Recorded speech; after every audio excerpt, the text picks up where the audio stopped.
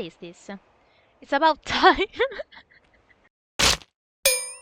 Hello humans and welcome, I'm Rock99 and today I'm finally here for you with my Tomb Raider franchise review. Yes, it has almost been a year since I posted a review on this channel, but yeah, sorry, I've been busy. And I also didn't expect this franchise to take that much of my time. And I'm not only talking about the time I needed to complete the games that I streamed, but also about all the time that I spent viewing, reading, and playing all the other media in the meantime. Well, actually, I'm not even close to having really experienced them all, and there's so much stuff out there about Tomb Raider that, like I did for Metal Gear, for this review I'm going to focus mostly on the main games, while of course making references to the other media.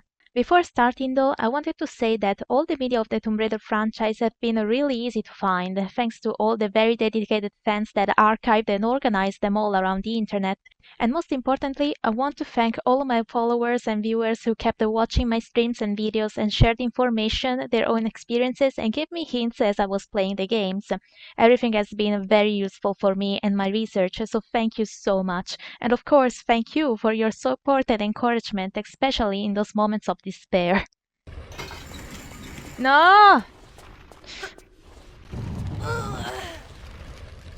I forgot about that. I forgot. So with this said, let's begin.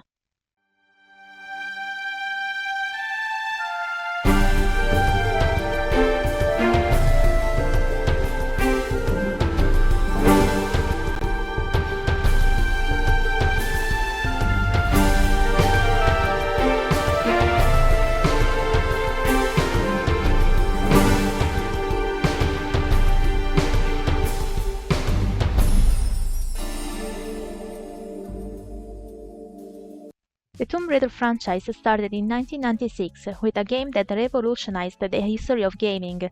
Born from the ideas of Toby Gard and made a reality by the core design team, the game Tomb Raider was a huge success for its graphics, gameplay, and most importantly, its protagonist, Lara Croft, an adventurer and freelance archaeologist with incredible athletic skills and vast knowledge of ancient civilization and artifacts. In her original biography, Lara was born in a wealthy family of noble origins that disowned her for her unconventional lifestyle. Indeed, after surviving a plane crash, she had abandoned the English aristocratic life to answer the call for adrenaline and adventure. If the first Tomb Raider game wasn't exactly designed around the character of Lara Croft, the whole franchise that followed its success actually was. As time went by, she wasn't only the protagonist of the Tomb Raider video games, but also the protagonist of the comics, commercials, magazines, gadgets, merchandise of all kinds, events, crossovers, movies, short movies, novels, theme parks, board and card games, animated series, and soon she's going to be the star in a TV series too. Because of her character being unlike any other in the gaming industry at the time, and because of the heavy marketing around her with the purpose of promoting the games, we can say that she effectively became a celebrity. Everybody knows who Lara Croft is, regardless the fact they played a Tomb Raider game or not. However, while she has always been very successful as a character, the same can't really be said for the franchise she was born with. In all these years, the Tomb Raider franchise has repeatedly risked being abandoned, and even today, despite the numerous later entries, the fate of the franchise is very uncertain. And the main reason behind this, I think, is that the Tomb Raider franchise is extremely inconsistent. It's inconsistent in its games, in its gameplays, in its console releases, in its genre, in its tone, in its atmosphere, in its stories, in its timelines, in its development, in its studios, in its publisher, in its aesthetics, in its quality, and most importantly now, it's inconsistent in its main character. We can say the only thing really consistent in the franchise is its inconsistency, but let's see things in order because the problem was there from the very beginning. We all know how troubled the development of the classical games has been. Publisher Eidos Interactive did everything in its power to make as much profit as possible from the Tomb Raider franchise, often at the cost of the core design team health and the product's quality.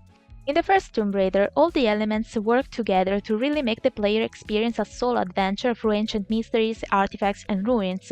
The game's pace is calm, and its big environments inspire curiosity but also caution. And this is true until the last level of the game, where the effects of the rush development are camouflaged but still very evident. In this last level, the gameplay pace is accelerated, being cautious doesn't really help anymore.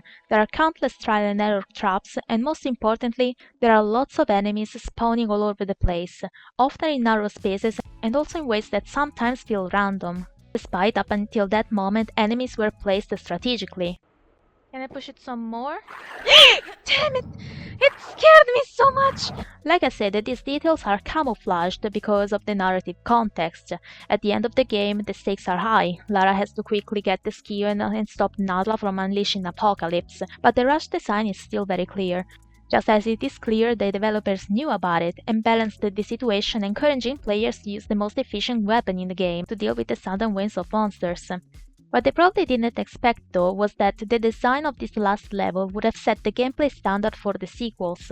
Already in the very first DLC, levels were filled with punishing traps, random enemy placements, and inconsistencies such as Lara starting with a surprisingly empty inventory.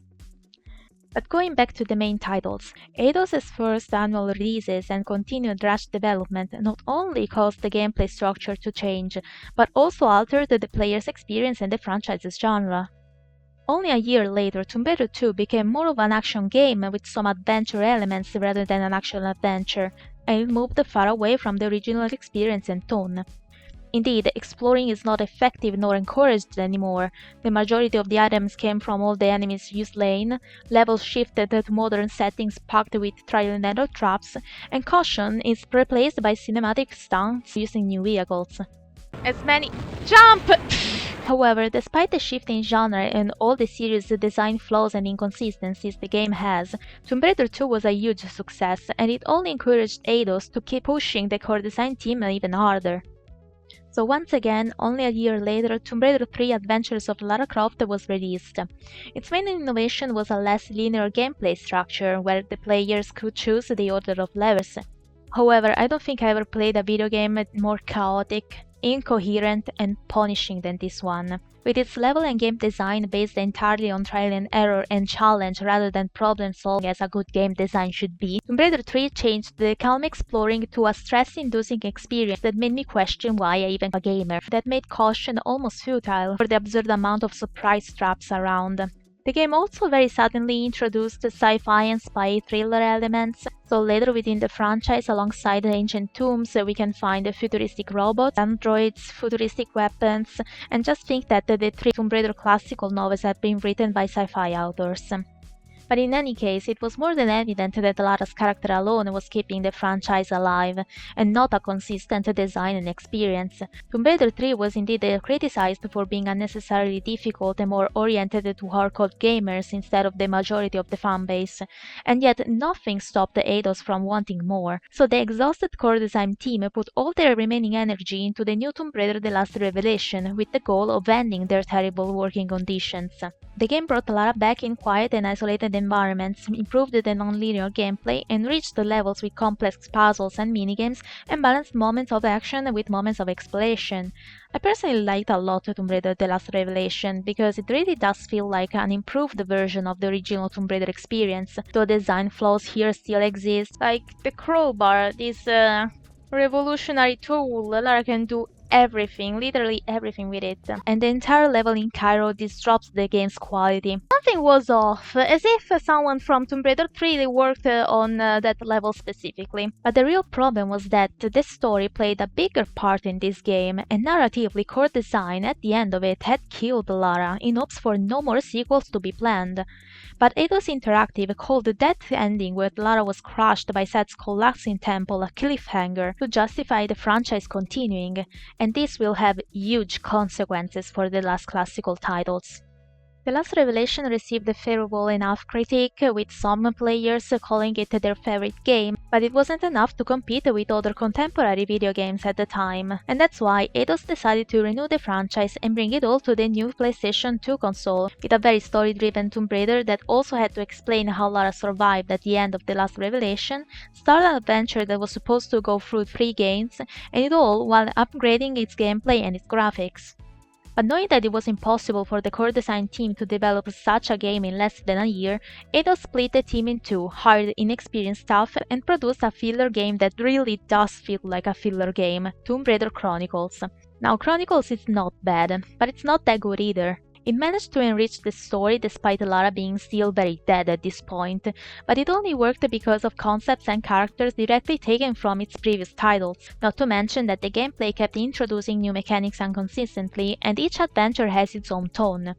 We go from the usual adventure alternating urban and ancient environments, to a thriller adventure in a submarine, to a paranormal horror with almost an illegal cutscene of underage Lara almost undressing in front of a priest. Surprise! And we end with a stealth Mission Impossible style level where for the first time Lara has a companion that helps her, guides her, and gives her hints on how to proceed.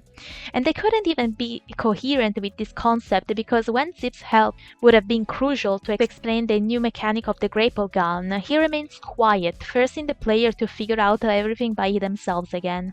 So I guess the developers were hoping for me to come up here and do this. Obviously, Chronicles wasn't well received, but if the development was messy and rushed up until now, with the Angel of Darkness the franchise hadn't seen anything yet. With a team composed mostly by new and experienced members, lack of direction, amount of concepts and ideas that didn't work together, and a long series of delays, in 2003 the Angel of Darkness came out just broken. Poor controls, buggy mechanics, incoherent and nonsense level design, inconsistent cutscenes, destructive bugs and glitches, and a plot full of holes made the game the weakest entry.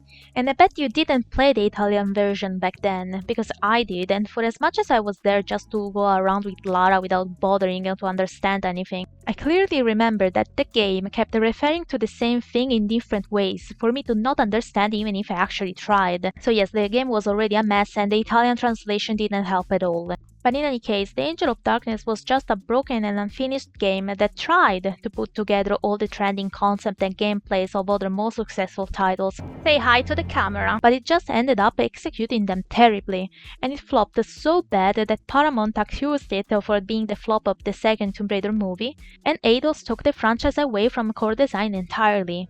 As it was actually their fault, you know. So Eidos Interactive moved the development of the games to their American studio Crystal Dynamics, which in 2006 rebooted the franchise with Tomb Raider Legend. With its modern looks and modern gameplay, Tomb Raider Legend successfully brought back the franchise from its ashes, but at the significant cost of alienating longtime fans. Lara here is indeed more talkative, warmer, and constantly helped by companions. Her motivation shifted from a general adventure to a personal quest, and the gameplay is just linear and fast-paced with automatic checkpoints that replace the slow and conscious exploration. Players didn't need to carefully calculate their movements anymore, nor they had to figure everything out by themselves, but most importantly, they couldn't recognize Lara anymore. It didn't really matter that this warmer and friendlier version of Lara wasn't entirely new. Tokai Production had indeed started publishing from 1997 a series of Tomb Raider comics with this version of Lara, who not only showcased her worldwide network of other raiders, experts, journalists, and in general powerful people, but also had a different biography very similar to the one in the Legend timeline. So we can say that this inconsistency in Lara's personality within the franchise has been there from the very beginning, even if the games and the comics were published in the same years, and even if the comics actually did references the games, and some even entirely adapted them. But in any case, in order to keep their games going in this new direction while also trying to win over classical Tomb Raider fans, Crystal Dynamics tried to merge the atmosphere of the classic games with the fast-paced gameplay of Legend in the new Tomb Raider Anniversary, a remake of the first Tomb Raider with in addition more complex puzzles and ties with the new Legend timeline. Despite the effort to improve and renew the experience while making the original fans happy, Anniversary still felt too different from the original, and the way they tried to mix classical Lara to new Lara actually resulted very clumsy. And at the end of it, all resentment from classical fans only grew, also because Core Design had originally started making their own Tomb Raider remake, but Eidos cancelled it in favor of Crystal's version. Still, the bigger problem was that with Crystal Dynamics 2, Eidos wanted to continue the annual release for the games, and so, in 2008, the last chapter of the Legend timeline, Tomb Raider Underworld, tried to close the trilogy. Underworld is the game that looks best within the three, but unsurprisingly, this one suffered too a lot from the rushed development. Not as much as the Angel of Darkness, but it did suffer a lot. Anniversary already had a few very evident problems that could compromise the player's experience, but in Underworld the problems were design flaws, repetitive levels, unpolished gameplay animations, story full of plot holes, and a Lara with even more inconsistent characterization than ever. Indeed, for a development of her character that happened off-screen probably, Lara here is more obsessed and determined to find her mother, even distancing more from her friends and companions. So during the gameplay, Lara is once again completely alone and immersed in a suggestive silence, but as a replacement of the conversations with Zip and Alistair, the gameplay just stops for cutscenes where Lara just awkwardly talks to herself in an attempt to give context. It is just so awkward to watch after experiencing Legend, and if they actually tried to recreate the atmosphere and experience of the classical games, why interrupt the gameplay with cutscenes? I think it could have been more coherent with the original experience and the new one if she just commented a ruin from time to time without abruptly interrupting the gameplay like this. But the worst thing about Underworld was that the crucial content, like the villain's actual death and the chance to play as Lara's doppelganger, was locked in the Xbox exclusive expansion, leaving fans on other platforms with yet another barely finished game. You have no idea how disappointed was young me at their first gamer experiences when I found out I couldn't play the Underworld DLCs. Yet another issue that was in the franchise from the start was platform inconsistency. I mean platform as console. Because of a contract Eidos made with Sega while the game was still being developed, the first Tomb Raider before launching on PC and PlayStation was released as an exclusive on Sega Saturn. The deal was basically a way to help Sega with the sales of their console, but it didn't go as well as they were hoping, because at the end the Tomb Raider became more popular on PlayStation and PC. However, the experience of a PC Tomb Raider player and a PlayStation Tomb Raider player was very different, not only because PC and PlayStation supported different graphics, frame rate, and different effects that the other couldn't support, but also because the DLCs were often released only on PC, and the same titles had different features that gave different experiences depending on the platform version. Tomb Raider 3 is the greatest example of this. But by the Legend trilogy, this became even more evident. Although the trilogy was entirely released on PC, PlayStation, and also Xbox, Legend had both a PlayStation Portable and a Nintendo DS version too. Anniversary, a PlayStation Portable version, and Underworld, a Nintendo DS version, each offering different experiences. The PlayStation Portable version of Legend Anniversary were more guided because of the absence of the control for the camera, while the Nintendo DS versions of Legend and Underworld are way easier. And I would add that the DS Underworld is even better for some aspects, starting from the fact that the repetitive levels don't actually feel repetitive, and the last boss fight actually makes you fight the main villain.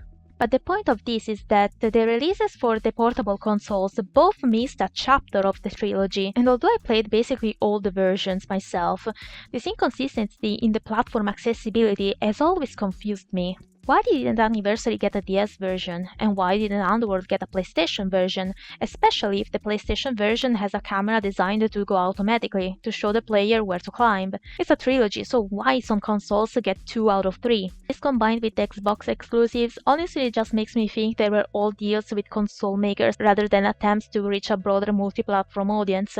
It had already happened in the past after all, and it will happen again when Microsoft tried to boost their sales of the Xbox One with Rise of the Tomb Raider. But this is a topic for the next part, which I'll try to not release next year. I never planned an annual release of my reviews, I promise. It's just that I'm really busy lately. And that's why for now I can just thank you so much for watching. Leave a like and subscribe for more, and let me know in the comments what you think, if you agree or disagree with what I said, or if there's something in particular you'd like to mention. For more content, you can follow me on socials too, and watch my streams on Twitch every week on Saturday. You find all the links in the description. Thank you again, and I hope to see you soon in part 2. Bye!